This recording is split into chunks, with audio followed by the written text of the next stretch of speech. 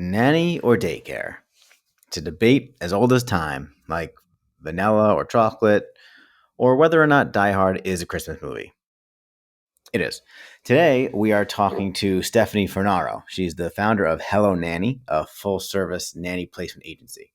This is a really interesting conversation because Stephanie supports using a nanny, of course, while my wife and I chose to go with daycare. So we get into some of the pros and cons. She's also a mother of two, and we hear about how she founded a company while being a mom. I'm Anthony Francis. This is the Successful Working Parents podcast, where we learn from busy working parents how they're able to balance it all and still thrive. Thank you for listening. And I wanted to wish a very happy Mother's Day to all the mothers out there listening. My mother, my stepmother, my mother-in-law, my wife, of course, my sister, any woman. If you're a woman and I know you, happy, and you're a mom, happy Mother's Day. Even if I don't know you and you're just listening, and you're a mom, happy Mother's Day. Have a great day. It's yours. Enjoy however you want to. Anyway, thanks for listening. On to the show. Welcome back to the Successful Working Parents Podcast, the podcast where we talk to successful working parents, if you can believe that. My guest today, she is the founder and CEO of Hello Nanny, mother of two. Ladies and gentlemen, Stephanie Fornaro. Stephanie, welcome to the show. Thank you. Thanks for having me. Yeah, really excited to talk to you today. So usually we just kick off with a quick background on your career, if you'd like to share that. Yeah, sure. So I have been in the corporate world for over 20 years, and I was a young mom. I had my first child at 20 years old. And so I juggled my career as well as college and being a parent. Looking back, I'm not sure how I got through that, but I did. And I also have a 6-year-old little boy. So I have two very different ends of the spectrum, having a much older child and having a younger child, and doing both simultaneously. So Awesome. So tell us a little bit more about Hello Nanny. Hello Nanny is a boutique nanny agency. We offer nationwide services, and the goal is to support parents. We take a more holistic approach to doing that. So we connect with brands that have synergies, that also have a parent audience, that are looking for vetted resources to refer out and send families that they serve a reliable childcare resource like Hello Nanny. Hello Nanny is a boutique nanny agency that helps parents source, vet, and qualify career nannies as it relates to having support in the home. So, typically, a childcare worker in their home, also referred to as a nanny. So it's for individuals or for companies? Yes, it can be both. So, primarily, though, we are B2C.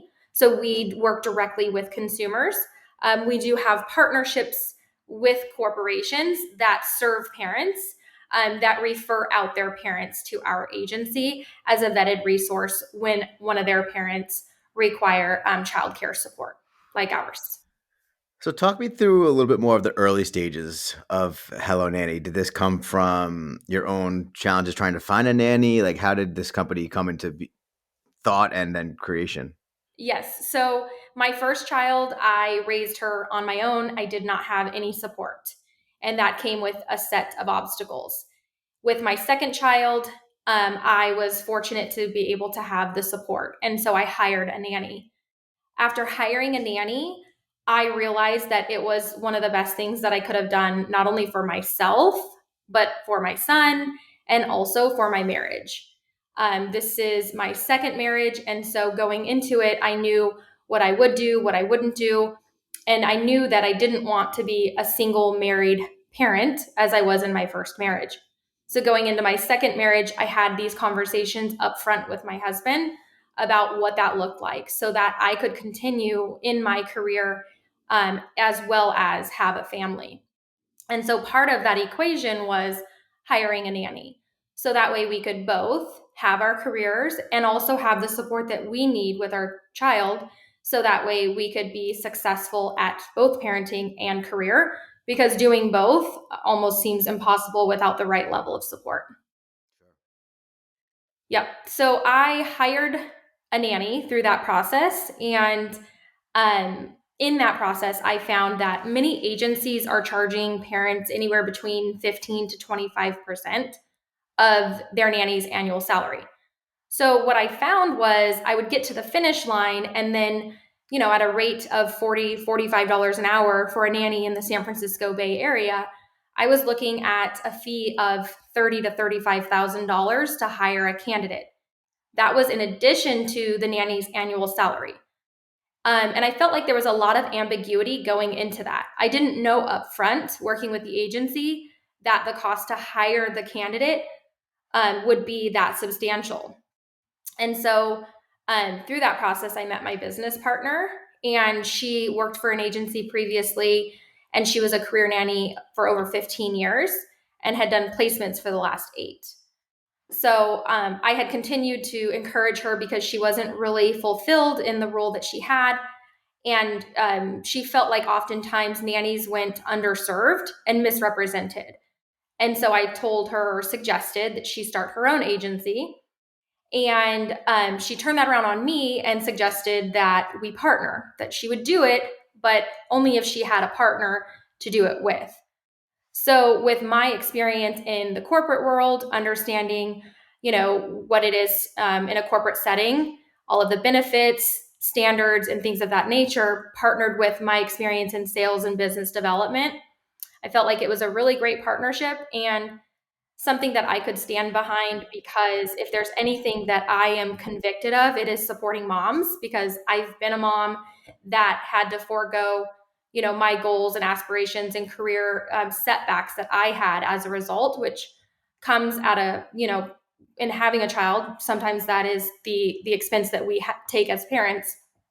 Um, but to find that there is resources out there, like hiring help, hiring a nanny, that can facilitate parents to do it all, have their career, but have the support that they need to successfully be engaged in their career, but also be engaged as a parent.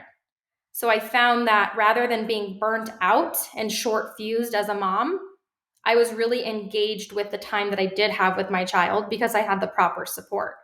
So it was something that I could stand behind. And I thought, if there's anything that I can do with the utmost conviction, it is to support parents, particularly moms. And then through that desire, Hello Nanny was born. So the early days of starting a company are always tricky and involve a lot of hard work. What was that like with having kids? Did you have a hard time balancing all that in the beginning? I didn't, because I had support. So I've had a nanny. So I had the support that I needed to build out my business and be an engaged parent and find that good balance. Not to say that I didn't work 16, 18-hour days. As soon as my son would go down to bed, I was back online and doing burning the midnight oil, for lack of a better term. So, I was in working weekends doing the research.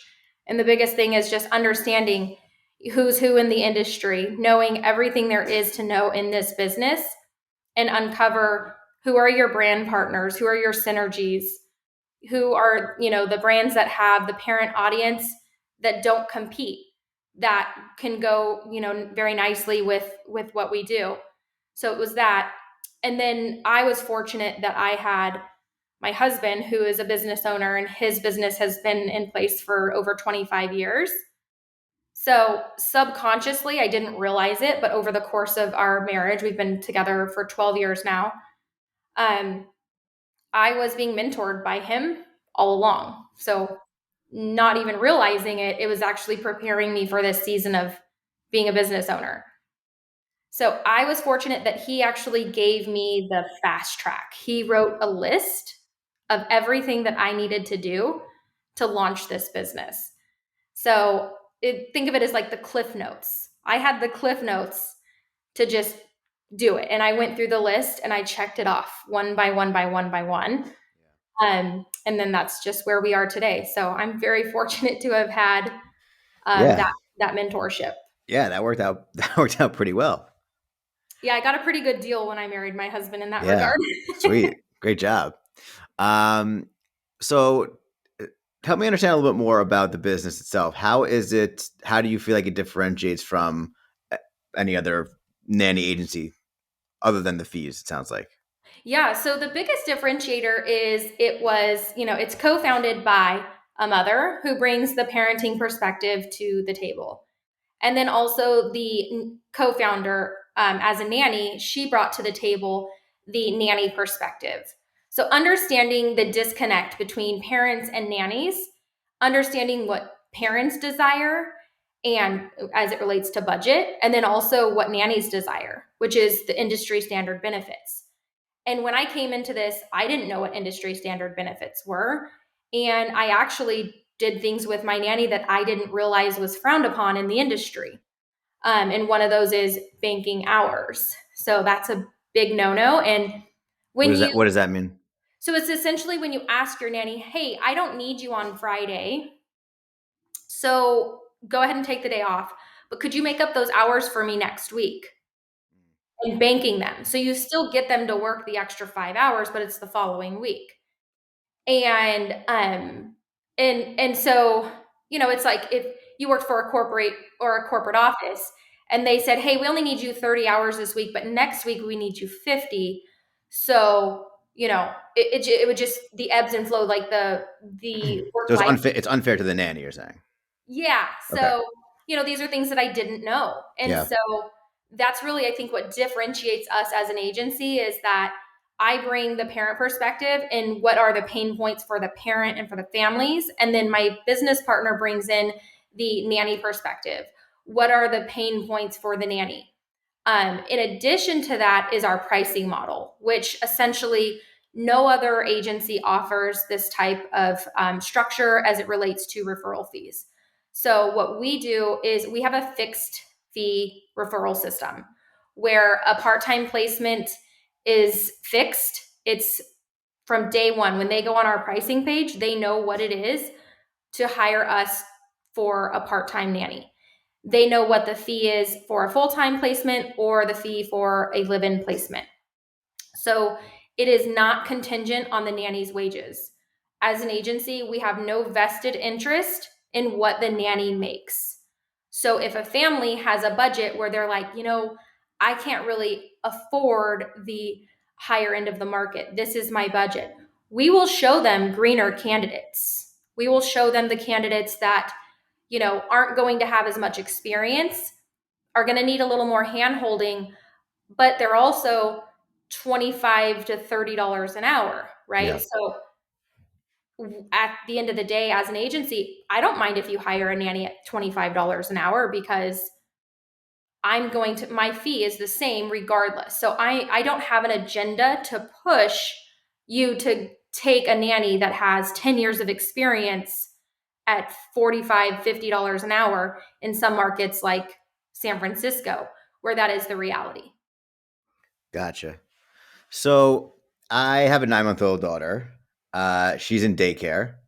We also consider the nanny. We had the conversation about nanny versus daycare. I'm sure you have some thoughts on this, so I'd love to hear if you have any takes on working with a nanny versus using daycare. I get these calls every week where we have a family who calls and they say, you know, it's going to cost me $1,600 a month for daycare. She's like, or he, dad, mom, and the parent says, I mean, if I'm going to pay that much money, I might as well just hire a nanny, right? Yeah. And so, Well, first of all, $1,600 a month. That's pretty good. Pretty good price. I live in New York City, so it's a pretty good price, right? what is it for you in New York City Oh man, we're doing part time, and it's 675 a week. a week? Yeah. So you're looking at So I think it's 225 a day. $2,800, which is someone's salary, right? Yeah. Yeah. When you think about it, Yeah. depending on where you're at. And so, yeah, in that context, you're like, well, wait a minute, I could hire someone and pay them a salary for what I'm paying this daycare.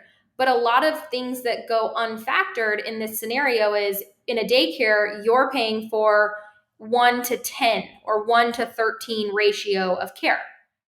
And then when you hire a nanny, you're paying 1 to 1. So they can take that caregiver in the daycare center and that daycare center worker will make, let's call it $90,000 a year, and they can charge 10 families to essentially co-op that caregiver's wages with their profit margins built in. So all these families are essentially sharing the cost of that employee. Whereas when a family hires a nanny, they are paying that nanny's entire salary. They are not co-oping it with families through a daycare. And so I would say that is the biggest thing to bear in mind is what is the cost of living in the area that you live, and think of what does it cost to rent a place? What does it cost to live comfortably?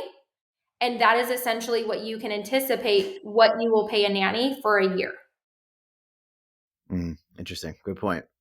So, other than price, there's a lot of pros and cons, I think, right, to nanny versus daycare. So, what are some of the other things? Like, so when we considered it, it is nice to have that one-to-one support, though there is more of the reliance on one person, right? If your nanny's sick for a week or something like that, when someone's sick at our daycare, there's just other people, or they can't make it. There's just other people there. So like that's obviously been less disruptive. But yeah, curious to hear your thoughts on some of the pros and cons. Yeah, so and I've done both. With my first daughter, I call her my guinea pig. I apologize to her all the time. I think a lot of firstborns are like that. I was a firstborn as well, so it happens. So she grew up in daycares because that's what I could afford. And so I've experienced daycares and I've experienced nannies now later in life in this season.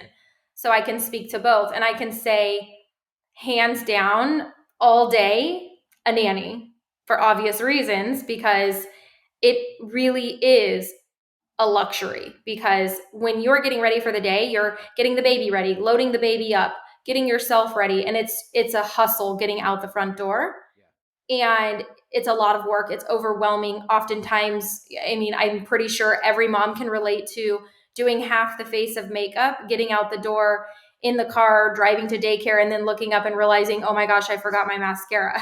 Like, Yeah. because the reality is, like, we're spread too far thin. We've got too much on our mind. It's a stressful morning.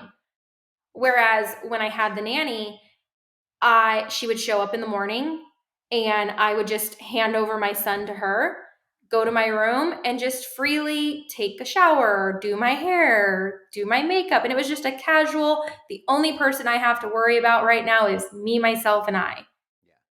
And the nanny had my son. And so I had the luxury of just heading out the door, me, myself, and I, and just going about my day with no stress, knowing that my nanny is holding it down at home and has it all covered for me. Yeah. Yeah. I mean, I will say if I didn't work from home, I think it would be a little bit harder to do daycare just because I have the flexibility to get there, at different times. And, but I'm not like rushing to get out the door at a certain time and then get to work at a certain time. So that's definitely helpful. Mm-hmm. Um, but yeah, on the flip side, if that nanny needs a week off or she gets sick or something like that, then you need to find replacement replacement nanny. Yes, and that is actually one of the advantages to working with an agency is that for that first year of care that your nanny is with the family, at least this is what our agency does, is that we offer access to our vetted candidates that you can have on ice for these instances. So one of the things is that we really emphasize is industry benefits for nannies and eliminating burnout, because burnout is real for caregivers, for moms, for dads, and nannies are not immune to that burnout. And so one of those things is offering PTO. And then the parents are like, well, I would love to offer her PTO, but the reality is that, like, I need my nanny. So how do I Sure. do that? Well, when they work with an agency, they have peace of mind that when the nanny takes PTO, you tag in Hello Nanny and you say, hey, our nanny's taking her PTO next month. These are the dates. Can we get a candidate to backfill the position during her absence? Easy peasy. When you have a partnership and when you're a client of Hello Nanny, that's one of the benefits that families receive working with us. Why is it only in the first year? Because what we would do is the parent would essentially pay for another year of services, because when they have access to those candidates, we are constantly adding, recruiting, vetting, doing reference checks and things of that nature to continue providing the service to the family. Okay. So if I'm like if you're like 2.5 years in, and then your nanny's sick, you still have access to that. You could, yeah, as long as the family would continue with their partnership with us, if that makes a good analogy. So the fixed fee for the initial placement is going to provide you access to that network for the first year. After that, you can continue working with us.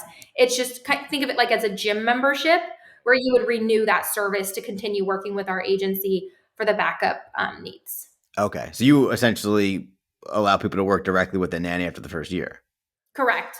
Once we are the placement agency, so we do not employ the nanny, the family employs the nanny, but we make sure that we are connecting the families with all of the right resources to, make sure that they're connected with a payroll service, to make sure that if they need an attorney, like a domestic law attorney, that we can connect them with them. But we are the network and the service that helps recruit, vet, and do all the concierge, like scheduling the interviews, scheduling the working trials, and then giving the work agreement template along with best tips for the working trial, how to navigate that working trial, and all of the resources that they'll need to interview their candidates as well. Got it. What about like quality control or even like curriculum? So another thing about daycare is that they have, and my daughter's a baby, but they still have like things that they're doing every day, and they're finger painting, and they're like having different lessons, and they're dressing up and playing with animals, stuffed animals and stuff like that. Um, and I've heard that is helpful with development as opposed to a nanny who just might not be like pushing them to reach milestones and things like that. Is there variance is there any standardization amongst what the nannies do, or is that really specific to each nanny? Every nanny is different. So some nannies will bring a degree in early childhood development to the table. Others will be ABA certified. Now, those candidates are going to come in at a higher rate than someone who is simply, coming to the table with 3 years of experience in childcare and CPR certification, and just the basics. So every nanny is different, and their rate is going to reflect in what their credentialing and experience is. Right. Um, Yeah. Like if you want to get the full Mary Poppins experience, then that's gonna be more expensive. oh yes, definitely. And what we also encourage families to do is invest in the nanny's continuing education. So if there's something that the nanny really loves and wants to focus on, or the parents notice, that their child needs a specific type of training or attention, then they can actually fund the nanny's education to gain the skills that they need to handle some of the challenges that they're facing with their child at that time. Um, but one of the associations that really regulates and helps facilitate that type of training is the International Nanny Association. So they do offer ongoing education and training and things of that nature, which most of the career nannies are plugged into and very aware of. And they are constantly adding to their tool belt in honing their skills so that way they can continue in their career and make sure that children are developing appropriately. Right. Well, one thing is for sure, you get sick less when you have a nanny because my daughter's been in daycare since early January, and she still has a runny nose. So that's definitely one factor. I would agree with that. I say kids are like petri dishes. Oh yeah. Yeah. Yeah. And I will say, like, now looking back, my son is 6 now, but he was not sick that much as a kid. He wasn't. And I would say I would attribute that to the fact that we had a controlled environment. He was in our home in the care of our nanny. Now, she took him out, she took him on play dates to the park and things of that nature. And a lot of nannies are really good about being plugged into the nanny community and having nanny friends that have other children that are in the same age range of the children that they care for. And so they are able to like facilitate play dates, or they know that there's like music in the park. So every week they'll do music in the park. So there's still, I think one of the other big questions and debates that parents have is, well, I want my child to socialize, so I want them in daycare so that way they can be socialized. Yeah. But the reality is that while you have a controlled environment at home, it doesn't mean that the child isn't socialized, because nannies are really great about finding ways to socialize them in the community and get them Mm. involved. Yeah. Yeah, that's definitely one of the things that we had considered. Though, of course, I don't know how much really socializing they're doing before they turn, 1.5. But she's kind of rolling around with some other little kids over there. So I guess that counts. I mean, she'll have a great, strong immune system one day, Oh right? yeah, yes, but not yet. So the glass Uh, is half full. yeah, yeah. One other thing I'm curious if you've heard about this is concern about maybe like not jealousy, but like somebody's being with my child all day and I'm not, and I think maybe struggling to deal with that reality. Do you deal with talk to parents that have that challenge? I've seen it happen where, there are, but what I find is that helps mediate that is the relationship between the nanny and the parent, the mom or the dad, usually the mom. I think mom is usually the one who's most sensitive to that, right? Because it's like, my nanny gets all this time with my child and I don't, and I feel like there's a little bit of resentment there. But I think one of the ways that I didn't have that resentment was because my nanny and I had such a great relationship, and I know that she really cared about me. She always checked in with me, wanted to know, how am I doing, And I think that that is what differentiated me from ever feeling intimidated or threatened or jealous of the time that she had with my son, because I just saw the value that she brought to my son. My husband's analogy in life is, when people ask him, "How did you build your business?" He says, "With brute force and ignorance." Yeah. And I say that that's what we do as parents. Unless you have formal training in childhood development or you're a psychologist, you go into being a parent. I'm a communications major, and in communications, teaching someone public speaking or body language doesn't really work for a toddler or an infant, right? Yeah. So I went into being a parent really not knowing what I'm doing. I mean, my maternal instinct kicked in, but I was able to observe my nanny engage with my son and get compliance from him in ways that I couldn't get. And I was at times taking notes, like, how did you do that? She's like, oh, and so she would explain to me how she would handle the situation with my son. He's a very strong willed child that, if you tell him to do something, he's not going to do it. But if you tell him not to do something, then he's the first one jumping up to do what you said not to do. And so she was able to really teach me a lot.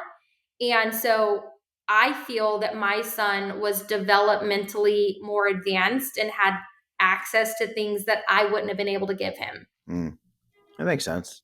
Yeah.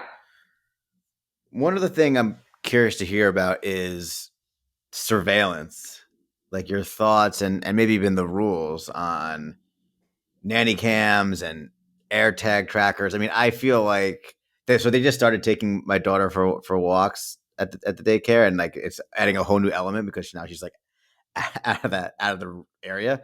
Mhm. I feel like if I had a nanny, I'd want to know what was going on at all times, just because it's like one person who I don't know, and whether it's a camera in the teddy bear or just knowing where they go when they leave the apartment. Curious to hear your thoughts on that. Yeah, that's a tough one. That is something that I think takes time and trust. I didn't feel comfortable letting my nanny out of the home with my son going to a park, I think, for at least the first 6 months. So I think after time and as you build a relationship and rapport, that there's a sense of trust that has to exist in order to be successful in facilitating a partnership. This person should be an extension to your family. I did have nanny cams, but I did, or they weren't nanny cams. I just have security cameras in my home and all around it. My husband is just very particular about security, so I But had these. you have to disclose that, I guess, right? You let them Yes, so know. I had these prior to ever having a nanny. It's not like, oh, I'm hiring a nanny, so let me put up some cameras. It wasn't that. So I did openly disclose, hey, we have cameras in our home for security purposes. I want to make sure you're okay with that. She was fine. She didn't mind at all. Yeah. And I told her, I said, they're not there for me to big brother you, right? To look over your shoulder when I'm not there. And I never did. But there was a sense of trust there. So it varies on every nanny. Some nannies aren't okay with security cameras and some are okay with it. And as it relates to the air tag, I've heard about that. I never went that far. Like putting an air tag in the baby's Yeah, get the baby's diaper, not on the nanny, but diaper tag. on the baby's diaper bag or something. Yeah. Right. And so I've heard of it happening. I mean, it is an invasion of privacy. I think it should just be an open conversation that someone has with their nanny to make sure that they're okay with it.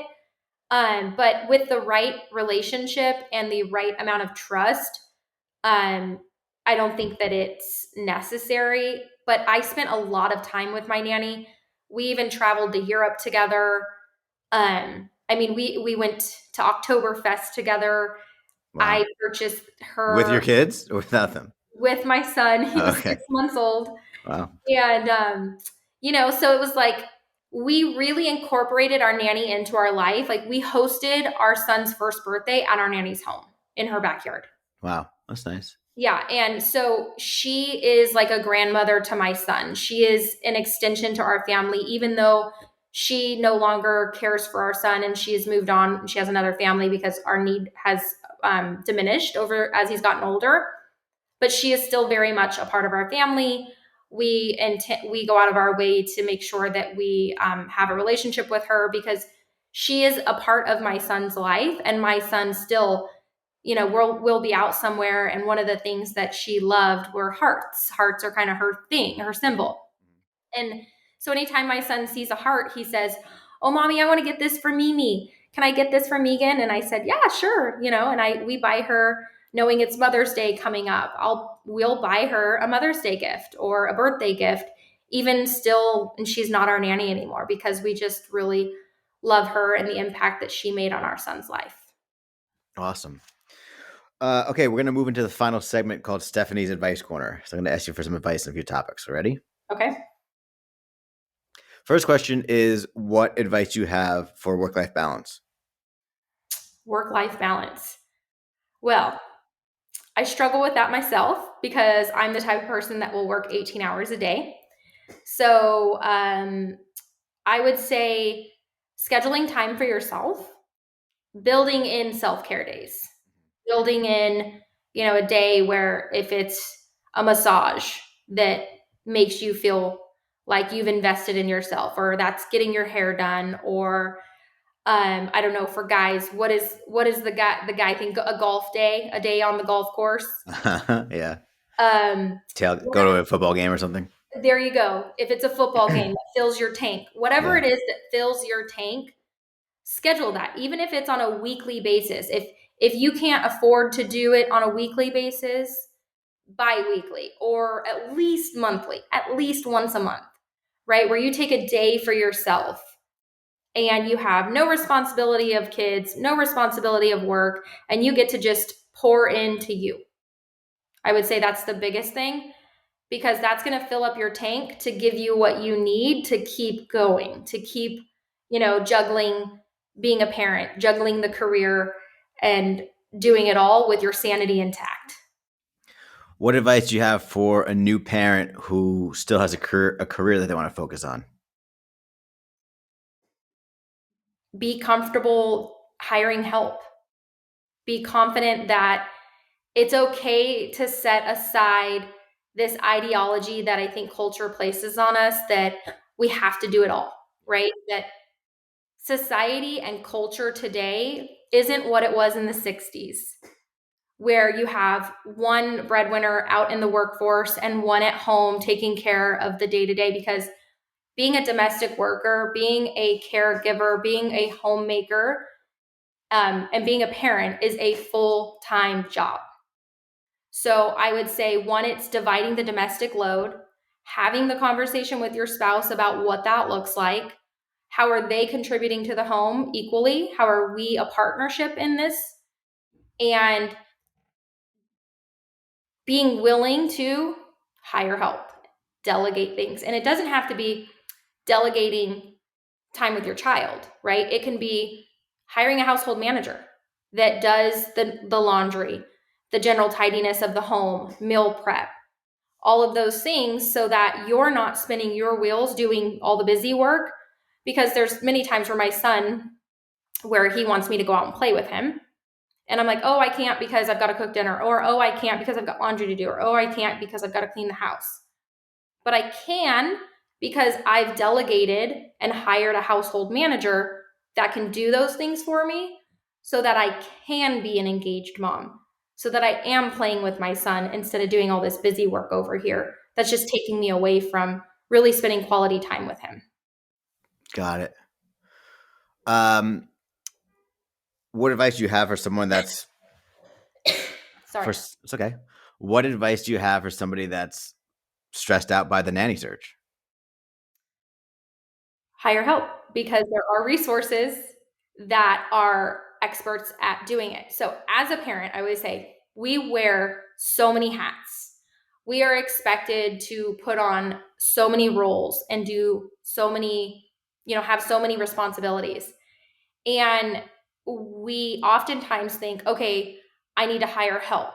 Well, how do I do that? So you go to the internet and you do a ton of research and figuring out how you're going to create this wheel to accomplish the task of hiring help, when the wheel has already been invented. There are agencies out there that have the system, the processes, and the people in place, and the industry knowledge and the expertise to do it for you. So, our agency, for example, we are a turnkey concierge service where parents pay us a fee and we do it for them. But what I found is there's a lot of families who are like, wow, I would really love to hire you. Your services sound great, but unfortunately, it's just outside of my budget. I can't spend our lowest package is $7,500 for our part-time placement. I can't spend that on a placement. I would rather do it myself. So they go to care sites and they try to find their own nanny. They host their own job requisition. They start, vetting and going through candidates and doing interviews and narrowing it down. And the average person spends at least 20 hours just vetting candidates, doing interviews, doing all and doing all of narrowing their search down. So what I found though is that my goal isn't to or limit who we can help, because I came into this wanting to help parents and not turning them away because they can't afford our service. So we've recently expanded into consulting services where we will connect them with a recruiter who will help walk them through what their needs are, help them uncover their needs, educate them on, what market are they in? What does that market look like? What are market rates? And equip them with all of the tools and resources and knowledge that they need to be successful in their own search. So we will craft the job requisition for them. They can use that requisition to host it on other care sites where they recruit their own caregivers. And we will give them the tools that they need to navigate that search, interview questions, working trial tips, and we will empower them with what they need to do it successfully. Or if they want to just, they're like, you know what, this is too much for me. I would rather just pay someone to do it and do it right. Then that's where we come in. So I give the analogy of, can I change my own oil? Sure. Do I want to change my own oil? No, I'll just take it to a mechanic who's going to do it for me. So that's the same idea with this, right? Can you recruit your own nanny? Sure, absolutely. Do you want to do that? You know, you have to cost benefit analysis, weigh that out for yourself to make that decision. Sure. Yeah. Well, I live in the city, so I can't actually change my own oil, but I'm sure it's not that hard. Okay. What is the best advice you've ever received? Oh, my husband tells me Rome wasn't built in a day. That is it. Good one.